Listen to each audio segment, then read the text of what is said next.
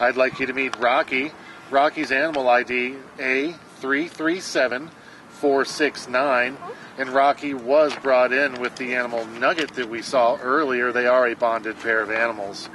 Rocky is a 1-year-old neutered male. He's a Labrador Retriever German Shepherd mix who's mainly cream with tan coloration.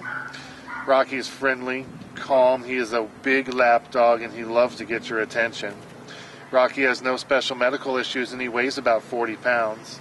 Rocky does okay on the leash. He could use a little bit more training. Activities for Rocky would be being outside, running around and playing, but he also loves to be inside getting your attention and being in your lap. Rocky is probably housebroken and he is good with other dogs. Rocky would do well with children. He has a medium energy level and, as you can see, needs his belly rubbed a lot.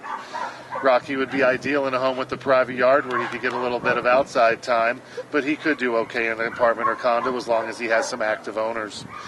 Rocky would love to be part of your home, and if you would like to take him home with you, please contact the Moreno Valley Animal Shelter.